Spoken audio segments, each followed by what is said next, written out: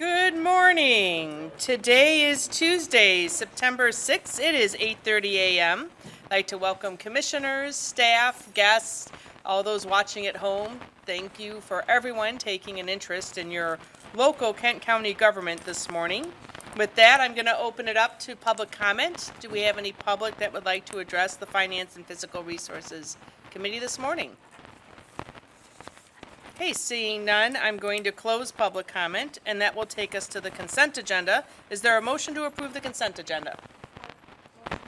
All right, we're going to go moved by Commissioner Bolter. We're going to go supported by Commissioner Bolkowski. Any questions or comments on the consent agenda? All right, seeing none, all those in favor of passing the consent agenda, please say yes. Yes. All those opposed, please say no.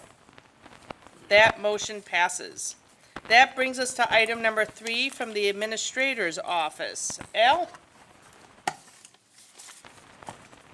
Action requested. Recommend to the Board of Commissioners to approve the 2022-23 fiscal year grant budget appropriation and to authorize the board chair or designee to execute the grant agreements and approve grant extensions and changes within 15% of the original awards. The attached listing is the 2022-23 fiscal year grant budget request. Below is a summary by fund. I plan to only read the total, if that's okay with the group. Child Care Fund, $33,195,211. Indigent Defense Fund, $10,702,685. Federal Projects Fund, $384,876. State Projects Fund, $2,278,413. Health Fund, $38,436,195. Funding for the following new positions are included in the proposed budget as recommended by the Legislative and Human Services Committee at its meeting on August 9, 2022. 1 full-time Assistant Corporate Counsel 2, 1 part-time Senior Legal Assistant, 1 full-time Account Clerk 1, which consolidates 2 part-time positions, 1 full-time Account Clerk 3, 1 full-time Emergency Preparedness Program Specialist, 1 full-time Patrol Sergeant, and 1 full-time Lieutenant, which converts a temporary position to permanent. In the event grant funding is eliminated or decreased, the positions will be eliminated unless continuation funding is approved pursuant to the fiscal policy on grants. Prior to signature, the Corporate Counsel will review and approve all documents. Thank you. Is there a motion to approve? So moved. Support. Moved by Commissioner Wooden and supported by Commissioner Womack. And Commissioner Bolter has a question or comment. Yep, just real quick. Al, I was just wondering if we know, how much has the child care fund increased year over year? Are we seeing changes in that with the raise the age and all of the different things happening with the children in our care at the county? I'm going to call on Andy to answer that. I can get that answer later too. Well, no, I think it's a great question. I know that for a few years we fought hard because they kept cutting things out that they normally had reimbursed us for. And I think Andy so far has been able to manage through without adding a lot of positions for the latest legislation, so. Hi, Andy. Good morning. Yeah, we have not seen a huge increase due to the 17-year-olds in the child care fund. Where our increase has happened, obviously, is in our juvenile detention center, where we had the build out. We added several positions to that to accommodate that, and we are seeing more 17-year-olds in there. There's a big reason for our population issues in detention right now that go beyond just that. So yeah, I mean, no, we haven't noticed a huge increase as a result. Plus, the state is actually reimbursing 100% for all our 17-year-olds at this point. So, Kind of a quick follow-up. Have we noticed a dip in kids in our care because we don't have reporters with eyes on kids the last couple of years, or no? that might be a better question for our DHHS Director, Saveda, as far as the neglect, abuse, and Child Protective Services, if you don't mind. Good morning. There has been a reduction in the numbers of referrals that are being called in based on mandatory reporters not having access to children. However, the school year has begun, and most schools are in person full-time. We do anticipate an uptick in terms of screening in for investigation this upcoming year. Thank you. Hey, anyone else? Right, seeing none, all those in favor, please say yes. Yes. All those opposed, please say no. That motion passes. That brings us to item number 4 from Kent County Department of Public Works. Al? Action requested, accept $4 million in grant funds from the Michigan Department of Environment, Great Lakes and Energy, EGLE, Materials Management Division, designated for the Kent County Department of Public Works infrastructure-related needs at the Sustainable Business Park. DPW has been notified by the by EGLE that it was awarded an EGLE Recycling Infrastructure Grant in the amount of $4 million. DPW is intending to combine the state of Michigan funding with other local, state, and federal funding sources to cover the cost of infrastructure extensions to serve the Sustainable Business Park. The total infrastructure project is estimated at approximately $18 million.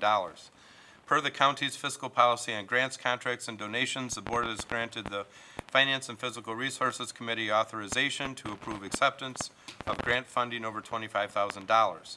The grant period is October 1, 2022 to September 30, 2025.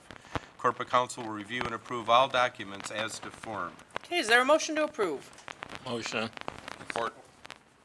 Moved by Commissioner Womack, support by Commissioner Bukowski. We'll take questions, comments, and discussion on this one. Yes, Commissioner Womack, not Womack. Okay. Sorry, Commissioner Wooden. Commissioner Wooden. W's are very confusing. Thank you, Chair.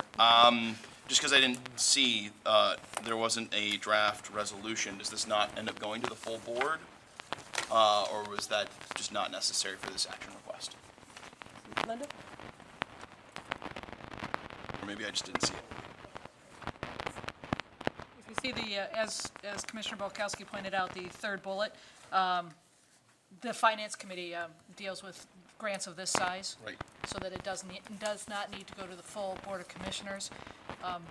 Darbas will make sure that his board is fully apprised on this grant, as he always does. Okay, thank you. Yes, Commissioner Bukowski. Yeah, well, since Dar made it here today, I got to ask him a question. We did approve it. I mean, it's part of this action item. We, as the Board of Public Work, I should say.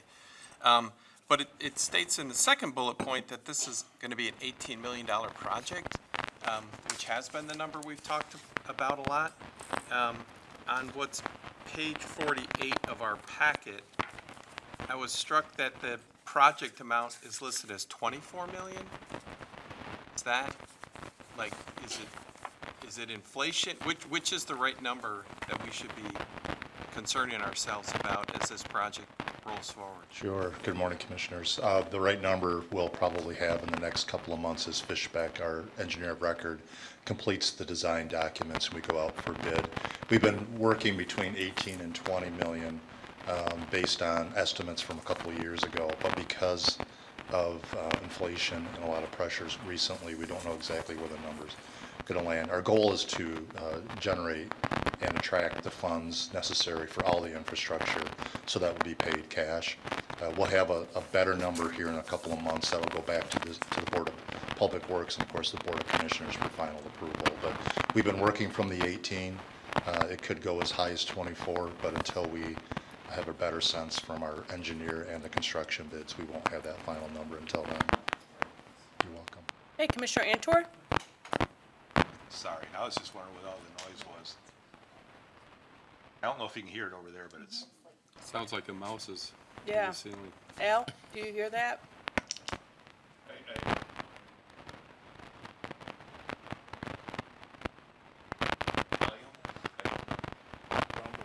how come everybody blames you, Al, every time there's a glitch? Yeah. We always have nice having facilities right here.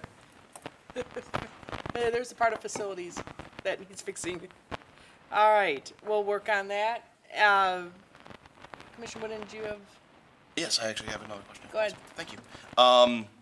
This 18 to 20 million range that you just didn't mention, paying with cash, does that not include additional, is that not the total project cost that might require bonding, or is bonding no longer a route you're going to take? Yeah, so there's really two phases to the project. The first one is infrastructure, getting the business park ready for development. And that's where this $18 million would be focused on.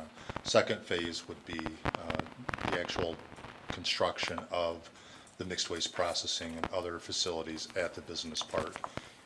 Both of those will come before the full Board of Commissioners for approval. In fact, we don't intend to spend any of the money that we're aligning for the infrastructure until we get full approval from the Board of Public Works and Board of Commissioners. It's more aligning the dollars and having them ready to go. Wonderful. But we expect that there would be bonding required for the actual construction of the processing facility itself. That's what I remembered from the work session, and if you could just refresh my memory, I know that they're older numbers, and what was the range for phase two again? Yeah, phase two, we were anticipating a $70 million investment by the county that would leverage about $280 million of private investment. Wonderful, thank you. Commissioner Bolter. Thank you, Madam Chair. Just wondering, since that's still kind of up in the air, would this grant from the state get clawed back if we didn't do the project? Or is it, we can still take the money, we can still do this infrastructure piece and then figure out where the 70 million would come from from other sources? Because it seems like it's still kind of a question. I'd have to go back to ask that, so the state legislature actually appropriated the dollars, and when it made the appropriation, they sent it, appropriated it to the Eagle budget so that it could then in turn be appropriated to the Kent County for the project. My sense is that if we don't use the dollars, they would revert back to the state. Our ask was specifically for infrastructure for the business park. If there's some gap or some other timing issue, I think we would have to have that conversation with the state. I'm just not certain at this point what that might look like. I guess I just was concerned that a vote in favor of this is not necessarily a vote in favor of the project itself. We're just accepting the grant from the state to do the infrastructure, but it's, a vote on this does not mean that you're for the project itself, which at this point still requires $70 million of bonding from the county. Thank you. I think that's an important connection, Al. What's the time frame on that 70 million component? Because Well, okay. there's definitely a dotted line there. I'll say what I think the time frame is, and then Dar can jump in if he sees it differently. I had asked for a year for the stakeholder group to basically better inform and hopefully build consensus among the various stakeholders, identify the final project, get everybody aboard and move forward. Concurrent to that, the DPW approved a first phase of engineering that will run. Both these timelines could end sooner or they could end a hair later, but we're talking roughly a year to get the initial engineering done and work through the stakeholder group. And so in my mind, it was more like April next year, we'd have a project identified and we'd look for a vote from the board sometime next year on that bonding. That was the time. Dar, is that? I would concur with that. Our stretch goal was to bring it to the board no earlier than late this year. But depending on when we get our full engineering design costs back, not only from our public works efforts, but also from the developer, we could find ourselves in the first quarter of 2023. Commissioner Morgan? You're up. Yeah, I'm just wondering, I know this doesn't obligate us, but it kind of does, I guess.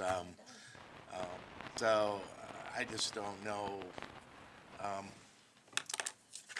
My problem with looking at numbers today, 18 million, 24 million, I don't want sticker shock to come in, and if our bogey, if everybody thinks it's gonna come in at 18 million, you better prepare yourself, because we're not in the same environment we were 2 years ago. Second thing, I just hope we're not getting way out over our skis as far as moving this train down the track where we won't have any other option other than to move forward. And so I guess, unfortunately, I won't be here to comment on this next year, but I just hope that we proceed with caution as we move along and have a really good understanding of the cost of this project. You understand? Yeah, I Yeah, mean, Al, this and- is, I can say that the stakeholder group, which represents the county, the DPW, the Metro 6, and waste haulers now, we did add a waste hauler member, has worked, we've met twice a month and really got into the nitty-gritty of cost. I think you'll find that folks that at one time were maybe having battles at the DPW meetings are now understanding of what the project is and what it costs. We also have a separate set of meetings with Grand Rapids because they wear 3 hats. And then we're also meeting with the waste haulers. I think what we're gonna end up with is something where people not only understand the cost, but we end up with a win-win for all the stakeholders. So I would say we are approaching it with caution. We're way deep in the weeds as far as understanding every piece and what it costs and how it impacts folks. And I'm driving the group to understand those costs long-term. Our landfilling cost has tripled in the last 4 years because of the impact of PFAS. And I heard more recently that EPA, there's some recommendation that a landfill with PFAS in it be considered a Superfund site, which is only going to make those costs increase more. So I think as we look at a future of landfilling versus a future of doing something different, like the Sustainable Business Park, we need to find a way to quantify what those future costs would be to people that pretty much all of us pay to get our waste hauled somewhere. So anyway, I would say that definitely that's been a focus, and people coming from many different angles on, well, Commissioner Bolkowski has been part of that process, and maybe you'd want to make a comment. He's next. Commissioner Bukowski? Sure. It's page 46 of the packet that it's way better online because it's colorful and you can read it. Because you kind of have to squint to see in the Gantt chart and calendar there, how that spreads over time. But it definitely is there's parallel tracks, and there are a couple, $3 million that have been obligated by the Board of Public Works, Department of Public Works, so that we're not too far behind when the stakeholder group is doing its work. I mean, it's the final consensus to say, as a community, to say, yep, let's do this. As Dar mentioned, the $100 million plus or minus of our county dollars, which of course are just citizen dollars that we get to go. There are this $300 million of private sector dollars in both the Energia for the renewable natural gas, which is kind of a misnomer because you burn it, so it doesn't really renew. But anyways, it is still called renewable natural gas. And then the roof board. So as those move forward, as Al mentioned, I've been part of the stakeholder group. I've been part of the board since we started talking about this. The stakeholder group, I think it came forward in our work session. If not, we've talked about it in open meeting. That people, the vast majority of citizens want us to do something other than burning and burying our garbage. And that's what this is about. And it's going to cost a lot of money. And at the same time, knowing that we're doing everything we can not to get too far over our skis, knowing that we still, unfortunately, the good and the bad of it, we still have the off-ramp of, let's just do another landfill on this property. I mean, those things have to happen, starting next year, permitting all that rot. But again, the commitment of folks around the table and the stakeholders group is to do something different, supported by citizenry who are going to have to pay more. And people understand that. I mean, that's the question that was asked. It's not going to be less. It's going to cost more to do something better and different. At least we judge it as better and different as the Board of Public Works, because we as the board have approved this from the get-go, with asking tough questions of DAR throughout the whole process, gone around the country, looked at things and what have you. So knowing that, At the same time, right now, over our skis, like I said, is a couple, $3 million in this initial stuff. And as a board, we felt it worth not waiting a year for this final stakeholder meeting, but to move this project along because the timeline of permitting a new landfill is a lengthy one. So all of this being said, at this time, I have, and the good with you, Commissioner Morgan, on January 1, we get to put our lawn chairs out and just watch this on the other side of the rope. And pay. and pay, we'll pay a little bit. Well, there's always other ways. But anyways, all that being said, that's a long way to say, I do believe it's better than me just saying, trust us, that we have been doing a lot of due diligence on this. We get to meet again this afternoon for 2 more hours. As Al said, we are deep in the weeds as a stakeholder group. How will there be a massive ripple effect in everything we do? Because every business, every household has garbage and recycling, we hope. So anyways, but keep asking those tough questions at least till December 31st. And those of you who will be here on January 1. Not many of us. Just, on well, there's this still a board, majority on of this those committee. here, but many of us I will be don't gone. think so. Yeah? Oh my gosh, Robert, yeah, I thought Nope. Robert was staying too. So there'll be a minority of us here on January 1, but ask those tough questions and we'll keep asking them. Most of the Board of Public Works is returning, and they'll keep on this. So anyways, let me get off that soapbox to say, it's right to ask the tough questions. It's not anything tougher Dar hasn't faced both at the board and at the stakeholders meeting, but keep asking them nonetheless. So- Yeah, and just to follow up with Commissioner Bolkowski, I'm not signaling which way I would vote on this at all. I think it's more of an educational issue with me. But it's gonna happen when I'm retired, so, but, one thing You I've and me always. both. One thing I've always appreciated at Kent County is our due diligence. And so as this process unfolds, I'm sure there's gonna be a lot of information brought forward and a lot of due diligence done, and I've always appreciated that. But, it's gonna be a huge, undertaking, and obviously, there isn't a straight connected dot on this because there's so many different variables involved.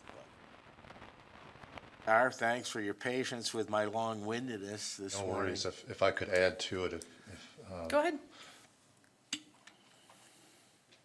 offer some perspective, the process of making the decision to move forward with the waste energy facility that opened in 1990 was about a 10-year runway. We're in year 6 on the business park, and so we've completed a lot of due diligence. And the rough math is you usually spend about 1% of the project total to do the engineering and diligence to make sure and ensure that is it a yes or is it a no. What we're trying to do with the infrastructure dollars is align all the funds that would be necessary to be able to bring in the water, the sewer, the electric, the gas, the roads. But we're not going to spend those dollars until we have been green lighted by the Board of Public Works and the Board of Commissioners. It's a bit of a chicken and an egg. Because of the runway, for example, the landfill decision, we have to bring a decision or recommendation to the Board of Public Works by 2025 to have a landfill built out and ready by 2029, 2030. So when you look at the permitting and the construction and everything that has to go in, we're working closely with both the Kent and Allegan Road Commissions, and they have a runway. DTE has a length of time, as does Consumers, as does everyone else. So trying to align all that, and you, Commissioner Bukowski mentioned the Gantt chart. We've got a project manager that spends their time focusing on what does that runway look like, what has to happen in what order. So we're doing our very best to do due diligence while taking the education. We will not move forward on construction until we receive permission, approval from the Board of Public Works and Board of Commissioners. That being said, we're doing our very best to align the funding that would be available to make that decision hopefully easier, or at least more more informed when that vote comes. Commissioner Bolter? Thank you, Madam Chair, for indulging me for a second time. You know, this project has been something that I really hope we can do, and I love the project and the innovation and thinking outside the box. It's an opportunity for Kent County to lead. I know that Al has done a ton of work coming on in his very short year of having to do everything else, going all over trying to gather support for this and get buy-in. I don't know where we're at on that buy-in. I don't know where the haulers are at on that. I guess if you can tell me that. And then, you know, I'm a little concerned about, you know, putting the cart before the horse. So the state got all this money, and let's not kid ourselves, it's tax dollars. It's, whether it comes from the feds or it comes from the state or wherever it comes from, those are tax dollars that we're taking, and I feel like we're obligating future boards by taking this money and putting this infrastructure in with our own tax dollars, that if we don't decide to do this, or if this board decides not to do it, we're taking tax dollars, and what are we doing with that? I mean, let's say we build this out and COVID hits again or something else hits, and we're doing 300 million in bonding on the airport and 70 million here and here and here and here. I just have concerns about how we went about this. I know that the state got a lot of ARPA money, I get that. We went and grabbed some, that's great, but we did it before the board buy-in, and I'm concerned we did it before, some of the community buy-in, so I'll be voting no on this. I'd like that reflected in the minutes, please, thank you. Commissioner Antor? Thank you, Chair. I agree with Commissioner Bukowski that the majority of citizens want us to, quit burying our garbage, but on the other hand, the vast majority of our citizens don't even contribute to recycling. I mean, it's just a fact. Most people don't recycle. So it's easy to say, yeah, we don't want to burn it, we don't want to bury it, and just take the magic wand and fix this. And I think a lot of people think we can have law enforcement protecting the citizens while defunding them at the same time. People aren't thinking clearly these days. So I just want to make that point, that there's going to be a massive cost, and what the citizens want and what's reality sometimes are two different things. There is no pixie dust, no magic wand to make this go away. There's an enormous cost, and we can't really afford to make a mistake on this.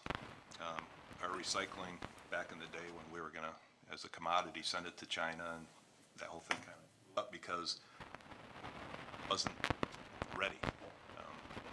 I believe they determined that the stuff we were sending them wasn't clean enough or something. Well, Kent County does not send anything offshore. We never have. That part of the plan that they were going to buy our recycled. We broker all of our recycled content material in the Midwest. But there were markets in the U.S. that were affected by China when they closed their markets in 2017. And I'm not blaming you. I'm just saying that was the reality. Sure. We bought into something that didn't end up happening because the market wasn't really there. The recycling rate in Kent County, you had mentioned that, is roughly 25%.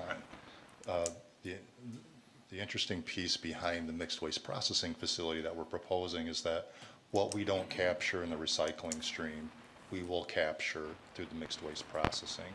So we can improve, we capture about 20,000 tons of about 25,000 tons of residential recycling here in Kent County, and we'll move that and increase it by another about 60,000 tons. That'll be additive by having the mixed waste processing, or if we miss it in the recycling bin, we'll pick it up in the trash bin.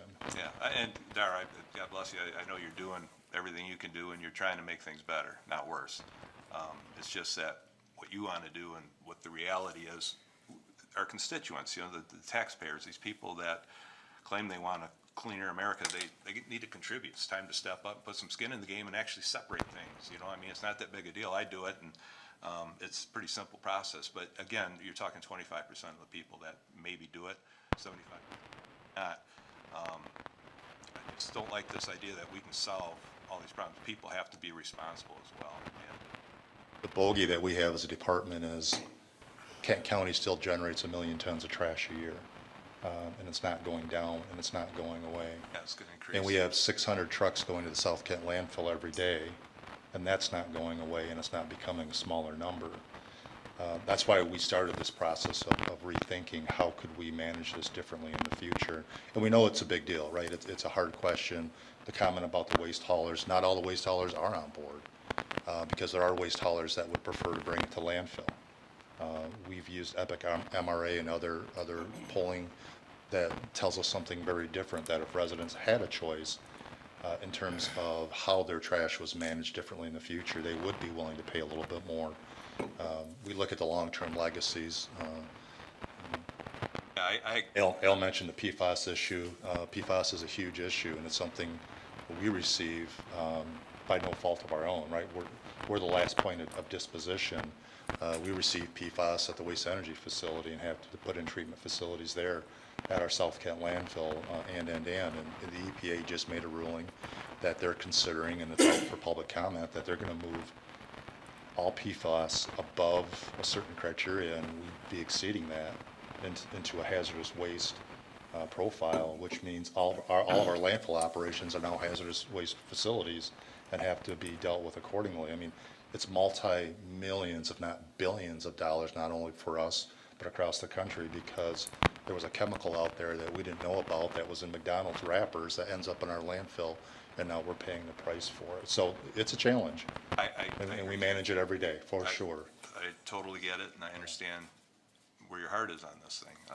There's just a lot of unanswered questions, I guess. One of the other things, just real quickly, is, we talk about PFAS, what a huge impact that had on us and continues to have. Another kind of a smoking gun that I can see down the road is battery disposals.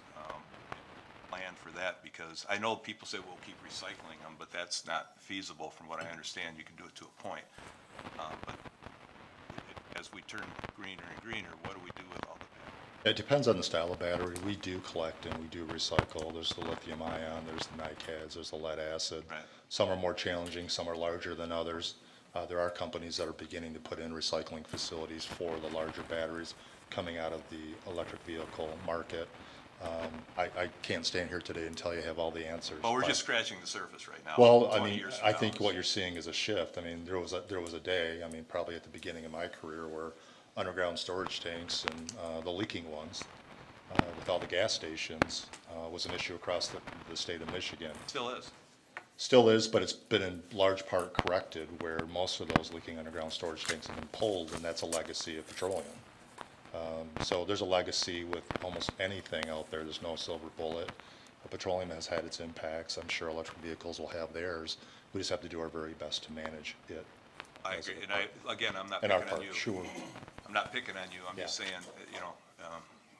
money's tight right now, even though we got a lot of monopoly money in the system right now. When that goes away, there's a harsh reality.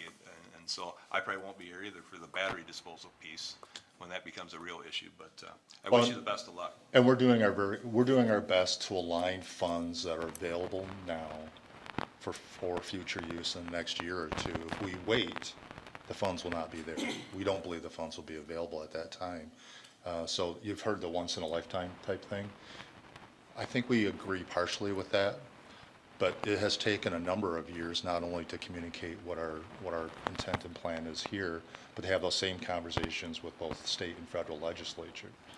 And they're looking for projects that they see our legacy changes and we can make a real difference. We know that we have a ways to go, but there's incredible excitement really across the country in our neck of the woods in terms of managing municipal waste. There's a lot of other counties, other cities watching this project and really emulating and going through the same process that we went through.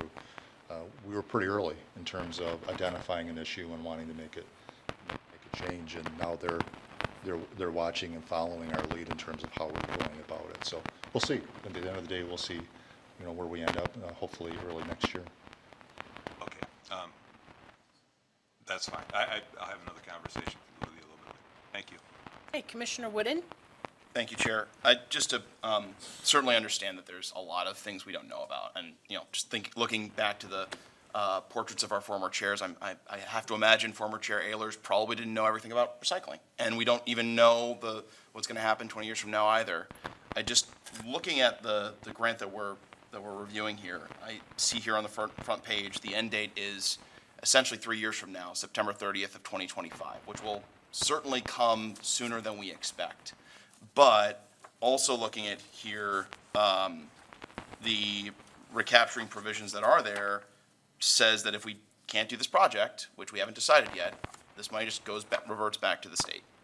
And given the timeline that you have provided us, that we are likely expecting a final vote sometime in the next 6 months, and I can't imagine that we can prolong this decision-making process sooner. We're going to come to a moment to make a decision or to proceed or not to proceed. And if this board ultimately decides not to proceed, though I sincerely hope we don't, it's still very much within those grant time provisions that we could provide these dollars back. And given what you've said already, that you don't plan to spend down these funds until all funding is lined up, which makes sense to me because you don't want to put in infrastructure of a site that you might have to turn into a landfill. I can understand the anxiety that accepting these grant dollars now may obligate future boards to proceed with the project.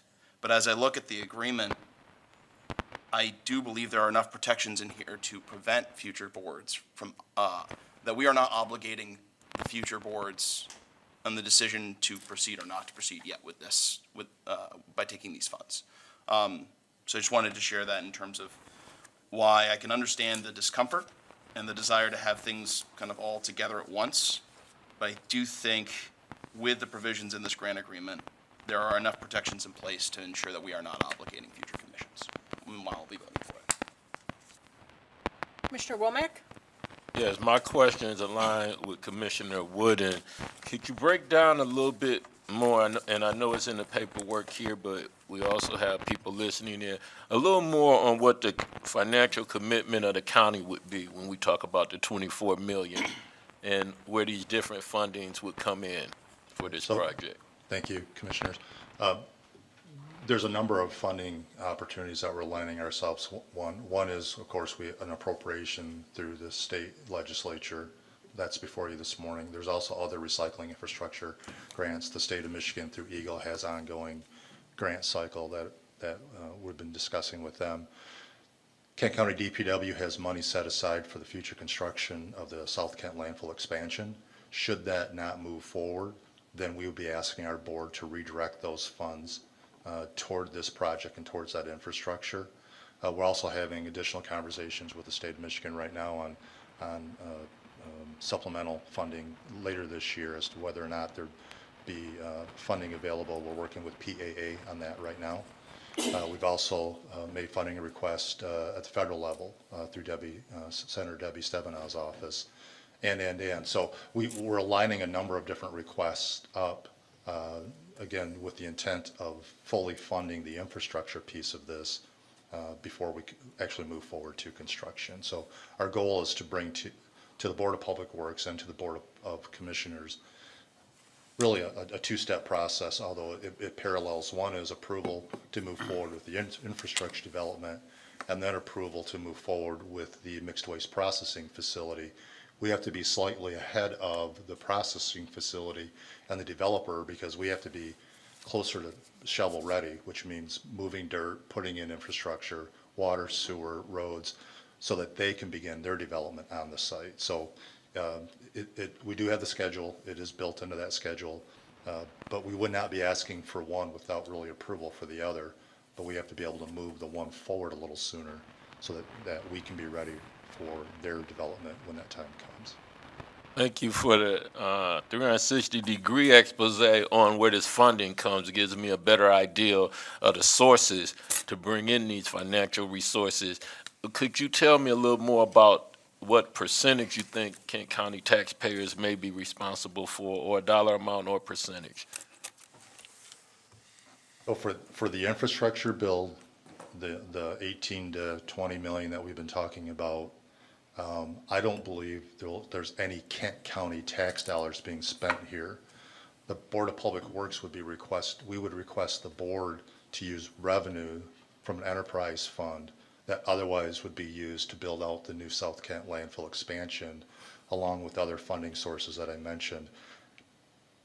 In a roundabout way, some of that could be Kent County tax dollars in terms of a resident paying a state or federal tax and it's coming back, as mentioned earlier.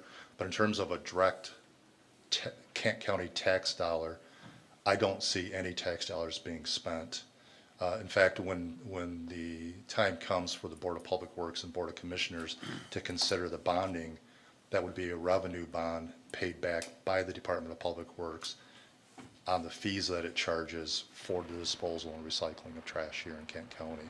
So it wouldn't be a direct tax, it would be a fee for service as an enterprise fund. Thank you. When we look at environmental issues, a lot of times when that's brought up to commissioners, one of the things that a lot of commissioners lean on is the fact that Kent counties want to finish a sustainable business park, and this recycling is something, because there's not too many times we end up in public and talk about issues that environmental issues don't come up. And when you look at us looking to get 0% carbon emissions, when we look at the PFAS and the different things that we have, environmental challenges, where are we if we said the Apple first computer and now we got it in our hand? Where are we when we look at what Kent County is doing about these environmental issues? If we took that out and didn't finish this, where are we at when it comes to being able to provide this type of protection and recycling for our community 10 years, 20 years down the line if we were not to complete some of these things you're talking about today? I think the way I would answer that, it would be two ways as the director that I've looked at it. One is currently half of what we put in the landfill is organic material, food waste and other things that can generate renewable natural gas or be composted, but right now we're burying it in a landfill that costs $1 million some an acre to construct. We're able to process about 25,000 tons of recycling out of the waste stream because residents are choosing to place that in the correct container. We can increase that to nearly another 60,000 tons by catching the rest of it that goes into the trash as opposed to going into the recycled container. I think the second way I would answer it is this. The Board of Commissioners asked the Board of Public Works and the Department of Public Works to step into the role of managing municipal solid waste in Kent County in the late 1960s because there were no solutions. Dumps were being closed, the health department was involved, the state health department was involved because there wasn't any regulation. There were 29 dumps throughout Kent County where anything and everything was being thrown, whether they were owned and operated by a municipality or they were owned and operated by a private sector. It usually wasn't a trash hauler as much as it was just a farmer or someone else that had land. When I think about the legacy of the South Kent landfill, that facility opened in 1986. It will close in 2030. As the director, I have to make a recommendation to the Board of Public Works that in 2025, do we move forward with another landfill expansion? If that landfill opens in 2030, operates for 30 years, that's 2060, then it goes into perpetual care for another 30 years, that's 2090. And I'm pretty sure that after 2090, that facility will still be managed. So decisions that I'm making as a director and our department is making with the advice of consultants around us is that if we ask the Board of Public Works to make a decision on a landfill expansion, that impact to Kent County is at least until 2090. And that's what we think about in terms of, for example, the waste energy facility. If there was a decision to close it in 2030, let's just pick a number, you could disassemble that facility, remove it from the site, and you could build something else there. It's a piece of property that can be used for something else in the future. Same with this mixed waste processing facility. It's a manufacturing plant that has anaerobic digestion, that has mixed waste processing, much like our recycling facility has. Our recycling facility, if the decision was made to take that down and no longer process that, we would simply take the building down or repurpose the building and use it for something else. Byron Township has dealt with the South Kent landfill since the early 1980s. Plainfield Township has dealt with the North Kent landfill that we opened in the 70s, and we're still managing that facility today. They don't go away. You can't reuse the property. It's just kind of there in perpetuity. So we think about property use, tax on the property. I'm pretty sure Byron Township would prefer another Tanger Outlet Mall than the South Kent landfill at this point. So that's what we're thinking through when we think through the long-term impacts of landfilling. And if it'd be one thing if we were only dealing with like one large event. But we're generating 1 million tons of trash every year in Kent County, and it's not going away. That's why we're suggesting that there's a better way to manage it and recommending this path.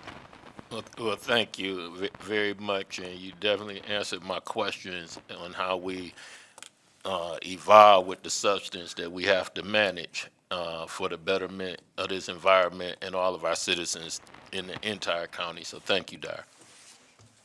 Okay, our administrator would like to make a few comments. Just a couple comments, I think, to bring us back to the agenda item. And I think that this is a puzzle piece. There will be many more puzzle pieces to get to 18 to 24 million. And that's only phase one.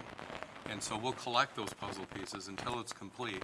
And then it goes to the DPW on a vote to move forward on the whole thing, phase one and phase two. We built that extra year into I should say this. The stakeholder process did not add time because it was realigned with the engineering process. So everything is still on track time-wise. But the DPW, as I understand it, did build in another vote requirement to move forward. So they were kind of geared up to say, all right, let's go, let's do this thing. But they said, let's go with the engineering, regroup after the engineering and the stakeholder group meet, and then have a vote to move forward. So I think that from a timeline, this makes sense. I think from a collecting puzzle pieces to make a financial picture, you know, if that puzzle never came together, we wouldn't have a project and then we'd deal with it. But I think what we'd like to do is keep adding those together until we get to that 18 to 24 million for phase one. So. Okay, Commissioner Bolkowski, you're next. Yeah, just to follow up on that, though,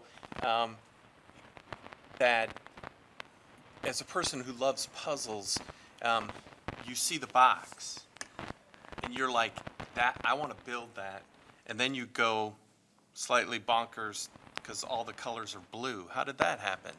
You know? So, I mean, but the puzzle pieces, we have to see the box, and what I hear the commission right now saying, we're not feeling that the cover of that box is clear enough, and the price tag on that. So when I go up, if I buy it at a local retailer called Meijer,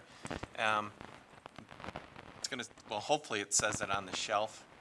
That's a whole different thing with pricing, and we don't know what things cost anymore till you get to the counter. Sorry for that tangent, but anyways, that the puzzle is gonna be $4.99, and they scan it, it's $4.99. Life is good. And I know what it's going to look like, I hope, if all the puzzle pieces are in the box. So that analogy back to, though, the main reason I asked to talk was to put that point of, and Dar half answered my comment or half made it, DPW is an enterprise fund. Now, of course, its customers are us. So again, it's not like it's magically making the money because we have to do something. Most of us don't know that the Metro 6 had a significant increase in our tip fees because there was a massive refurbishment at Waste to Energy. As, again, Dar mentioned, it's a 30-year-old factory that processes waste. A lot of stuff needed to be replaced, about $40 million worth. We had $10 million in the bank, so we just had to raise $30 million. That's what the contract allowed us to do. And the good and the bad of it, we increased tipping fees as a board to cover that cost because it's an enterprise fund. And so the difference, of course, with the airport, I don't have to fly, I don't have to pay parking to pay off those bonds because that's how you're paying off bonds. But we all got garbage, every single one of us. And so how do we pay for that garbage? And how high can we raise that tip fee? Again, I'm going back to that most folks feel that it is the right path for us to be on. So I'm looking forward to again, today at 2 o'clock, clarifying what's in that box and what the puzzle, all the parts and pieces. I have a good idea what it looks like. We just got a 3D rendering of what's in the box. And so, anyways, let me be quiet and say. Commissioner Antor? I love the analogy of the puzzle. I like to think of the billboard with the Big Mac and the fries and the Frosty Coke. I want that. And then when I open my bag, the special sauce is all over the bottom of the bag and the French fries are flying all over the place. That's my analogy. Al, real quickly, is this similar? I know it's way different in scope, but a few months ago we voted on a DNR trust fund grant that would just secure that grant, but that didn't mean we were going to approve the project. Right, you would still need to approve the purchase. Is this similar? Yeah, I think in a way that is a similar. Is there any differences? I mean, this is a lot more money, and Well, I'd be more compelled to spend it. They're completely different programs, but the thought process of you're making an initial decision, while we don't know the property hasn't been appraised, the state hasn't made a decision on a trust fund grant, but you've indicated that your intent is to do this, knowing that you have to come back and make another decision. In that way, I think it's similar. Thank you. I wanted to circle back with Commissioner Bolter's picture of, hey, this is one step toward that final decision. So one of the math pieces been working through is the increase, right? Because this is going to cost more. What's that general math, and Commissioner Womack hit upon it, but he hit upon it for this specific ask. I'm gonna ask for the whole project. So let's say the whole project gets done, you're going to have an increase to haulers, which will have an increase to consumers, including everyone at this whole board. Because every single one of us has a trash bill we pay in one way or another. What's that math? Right, give me the Sure. estimates. So when we went through analysis based on the request for proposal that came back from Energy and Continuous Materials, it was estimated to be $3 per month. So you're saying The if this household. all goes through, you would expect the waste haulers to only have a need to increase my bill $3 per month, which would be $36 per year. But we can't control everything the haulers do. When we adjust rates at Waste to Energy at the landfill, they make a decision of their own how they want to manage that increase or decrease, because we have had decreases. Disposal is only about 1/3 of the total cost of managing trash. It's the truck, it's the driver, it's the company, it's all the other things that go into it. Disposal is usually somewhere between 20 and 30%. Based on only 20 or 30% of that total, moving the tip fee from a landfill rate in the mid-40s to a mixed waste processing facility in the mid-70s, as is Waste to Energy today, our estimate was about $3 per household per month increase to have the mixed waste processing to capture the value out of that material instead of putting it in the landfill. And haulers that have to go further, they're gonna have extra gas expense, right? Haulers And- don't have to move further. They would continue to use the existing infrastructure we have today. We have the South Kent landfill. The mixed waste processing facility is virtually on the same property, just next to it. We have the waste energy facility that will continue to operate. We have our North Kent transfer station that would continue to operate. And we have our recycling facility that would continue to operate. So there's not an increase in transportation. They're continuing to use the system that we have today, but they would be using it tomorrow. And the truck, instead of going to the South Kent landfill today, would go to the mixed waste processing facility. The truck that goes to North Kent transfer station today would go there, and for us, instead of moving it to a landfill, that waste would go to the mixed waste processing facility. So there's not an increase in transportation.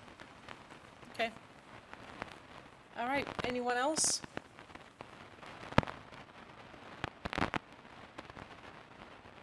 Let's go ahead and, do we want a roll call, or we wanna do yes and no's? All right, we'll do a roll call. Roll call, please. Commissioner Wooden, Yes. Commissioner Green, Yes. Commissioner Sparks, Commissioner Bulkowski, Yes. Commissioner Bolter, Commissioner Antor, Commissioner Morgan, Commissioner Womack, Chair Jones. No. That motion passes. That will bring us to item number 5 from the Parks Department. Al? Yes. Get back to my, all right. Action requested. Recommend to the Board of Commissioners to approve the Michigan Department of Natural Resources Land Acquisition Project Agreement and to accept grant funds and a local contribution from the DNR and Cannon Township for the purchase of approximately 106 acres to add to the existing boundary of Townsend Park per DNR Trust Fund grant guidelines.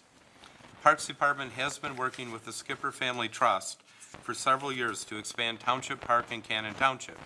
This purchase would add approximately 106 acres to the existing 144 acres comprising Townsend Park. On March 25, 2021, the Board of Commissioners approved submittal of a grant request to the Michigan Natural Resources Trust Fund for this acquisition. To proceed with the grant award and purchase, the DNR requires a resolution by the Board of Commissioners indicating acceptance of the terms in the project agreement, including the appropriation of required funds. The MNRTF approved the project with grant funding not to exceed 70%, which is $1,120,000 of the estimated purchase price of $1,600,000 at the time of application. The remaining 30%, $480,000, will be comprised of a local match of 20%, $320,000 from Cannon Township, and 10%, $160,000 from Kent County. Final purchase price and current cost sharing may be adjusted to reflect final appraisal results per DNR guidelines. These amounts were appropriated as part of the county's 2022 budget resolution 11/18/21-117. The purchase of the property will be administered by the county per county and DNR grant guidelines. Assistant Corporate Counsel will review and approve the agreement as to form prior to signature. The grant term is July 20, 2022 through July 31, 2024. Thank you. Is there a motion to approve? Moved by Commissioner Morgan, supported by Commissioner Bulkowski. Questions, comments, and discussion? Yes, Commissioner Antor. Thank you, Chair. Real quick, Al, do you know where the DNR Trust Fund, where they get their money from? Is that a special fund that they get through forests, gas, stuff like that, or is? Yes. So that is, eventually, I would think we're gonna run out of money there too. Well, through oil revenue. It's oil and gas, It yeah. is oil and gas, Yeah, which is, growing. Right? thank you. Okay, anyone else? I'm just gonna say a great big thank you to Cannon Township, who's contributing more to this than the county to make this happen. And those types of partnerships are something that we should definitely recognize and be grateful for in order to make these expansions happen. My understanding from the property is there is a beautiful viewpoint that in the future, we can hopefully fund some additional pavilions. Dan, you have a minute to come up and talk about what the future vision of this can be for the residents of Kent County?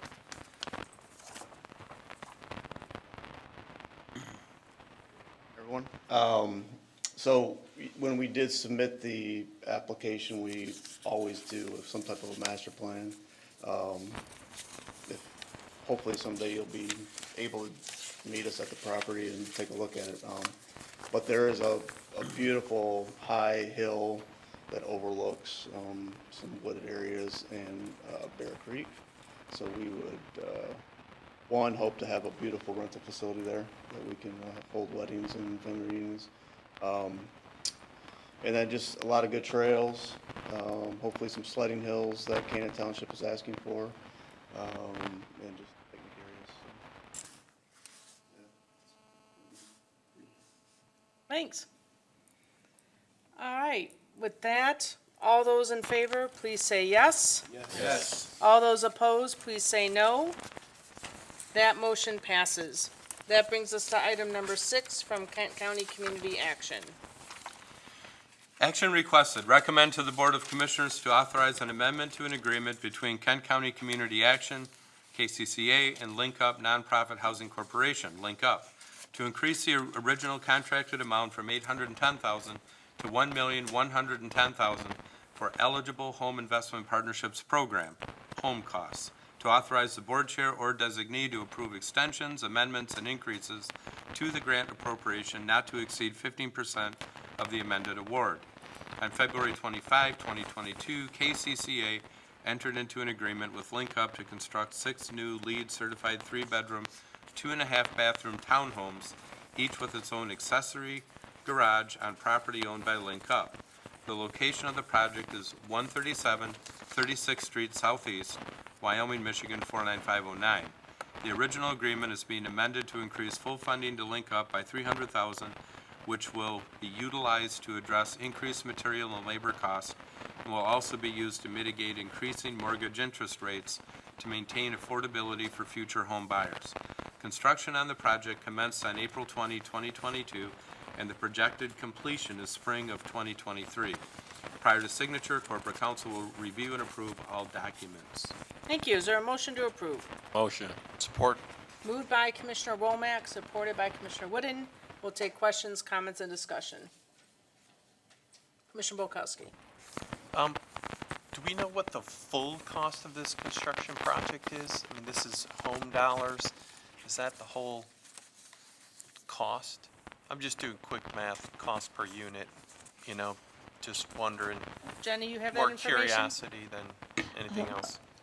Thank you, Commissioner. We have Stephanie Gingrich from Link Up here today. She may be able to answer that question for you.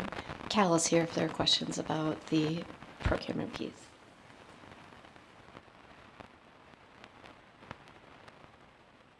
Our total development cost per unit is $336,000, and of that, around 85 to 290 is the the construction costs.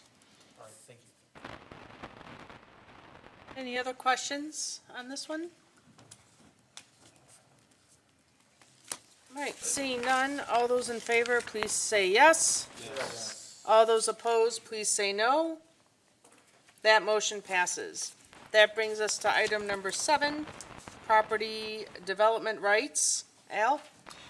Yes, action requested. Recommend to the Board of Commissioners to accept and appropriate $220,000 from the Michigan Department of Agriculture and Rural Development, MDARD, Michigan Agricultural Preservation Fund, grant designated for the purchase of development rights to the 2022 Agricultural Preservation Budget in the Special Project Fund, and to authorize the board chair or designee to execute the grant agreement, approve extensions and amendments and increases to the grant appropriation not to exceed 15% of the original award.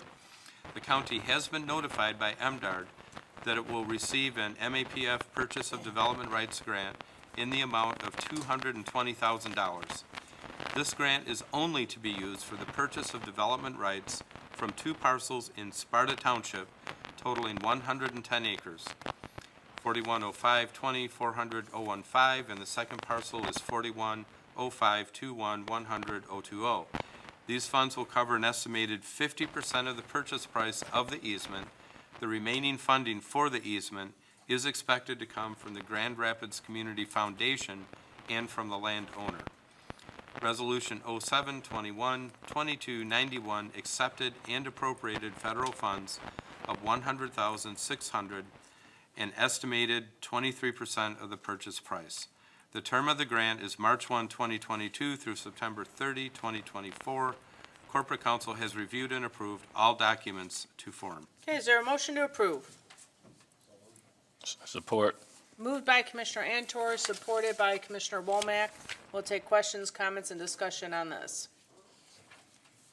Yes, Commissioner Green. Thank you, Chair. I suppose this is probably a question for the Community Foundation, but I'm just curious.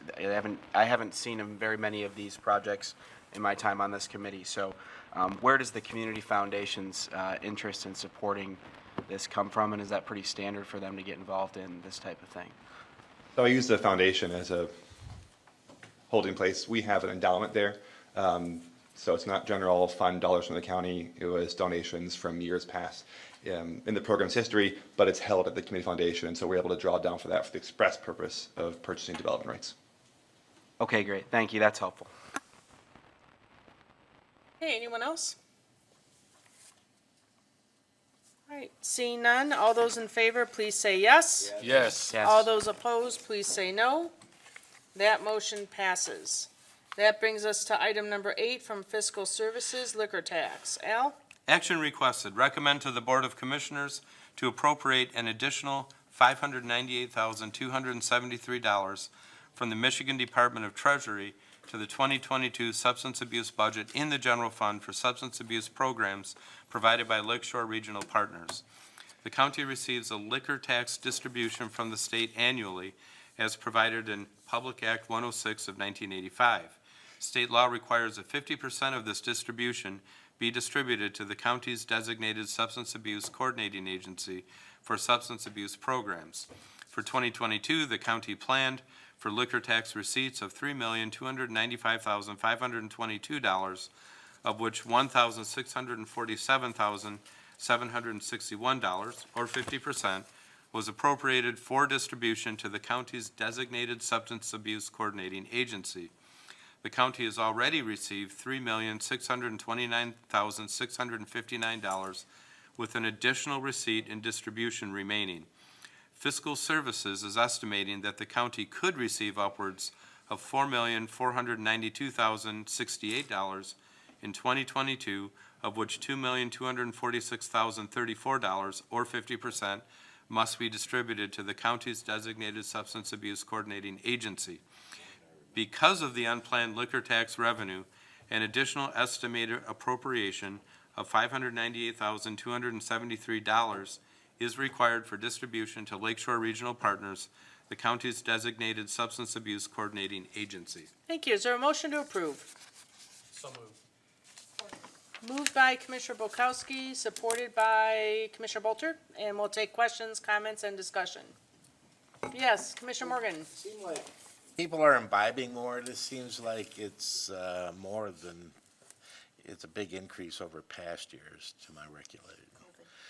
I mean, I've seen fluctuations like this in past years as well, so I'm not sure that's attributable to people drinking more or not. I don't Well, know. full disclosure, I probably contributed to that, but yeah, I was just wondering. Hey, anyone else? Commissioner Bukowski? Just to clarify though, I mean, the allocation is to Kent County, so we give it to the LRE, and does every penny come back to Kent County, or does it get distributed throughout the county, or throughout the LRE counties, plural? I'll have to find that out. When I was at Ottawa County, we really insisted on that. I'll just have to see if that's in place here, or how that works with them, or whether that's changed, so. All right, But we'll find out. thank you. Anyone else? All right, seeing none, all those in favor, please say yes. Yes. All those opposed, please say no. That motion passes. That brings us to item number 9 for Commissioner Miscellaneous. Is there any Commissioner Miscellaneous this morning? Yes, Commissioner Antor. Just wanted to mention, we have a big event coming up in Sparta this weekend, Saturday, September 10th, Freedom Cruise. And we honor all the local Gold Star families. These are families that lost sons or daughters since 9/11. And we'll have a bus full of Gold Star families, and they'll be doing a 30-mile ride around northern Kent County. And I can speak to this personally because I was on the bus last year. The impact of all these people standing out in the streets waving their flags, thumbs up, kids on dad's shoulders waving, flags everywhere. It has a huge impact on Gold Star families. It's beyond anything we could ever dream, because as a matter of fact, the recipient last year, Mary Harima, who lost her son in Iraq, she's very soft-spoken, hardly said a word throughout the whole process. We presented her with a portrait. She just didn't talk much, but afterwards, she sent us a letter, and it was shocking to me. She said, you know, this was the America my son died for. And she's had a really rough go. and as all the Gold Stars do. So I just want to encourage people, if you're not doing anything this weekend, come on up to Sparta, at least do the 40-minute portrait presentation, because all the Gold Stars will be in the auditorium, and they need to hear from us, and they need to know we're going to fulfill our promise to never forget their sons. So thanks for the time. Okay, anyone else? Yes, Commissioner Bolter. Thank you, Madam Chair. Again, I just wanted to reiterate that I'm not opposed to the Sustainable Business Park. I think it's a great concept. My opposition today was not a reflection of how I feel the staff's been working or the project itself. It's literally just, I want to see the puzzle box. I've never been presented with the entire plan, the structure of the plan, the timeline. I mean, it's so frustrating to me because, you know, I'd like it to continue to get formulated before we vote. So thank you again for indulging me. Hey, anyone else? Yes, Commissioner Green. I'd just like to follow up on that and say I understand where Commissioner Bolter is coming from, because I've been serving on DPW since I started on this board, but we were kind of midstream with the business park when I came on that committee. And it's been a lot to try to get the full picture through there, because there are a lot of moving parts. So I think we have a lot of work to do communicating between DPW and the Board of Commissioners, and making sure that we're all doing our due diligence on that project. So I appreciate the conversation today as well. Thank you, Chair. Yes, Commissioner Morgan. I'd like to pile on here. Sure. I think that everybody had questions about this today, and there are concerns out there. So even the commissioners that voted to move this project along, there's still, I think every commissioner had some concerns with this project. So just my 2 cents. Thank you. Any other miscellaneous? All right, seeing none, we are adjourned. Our next meeting is Tuesday, September 20th at 8:30.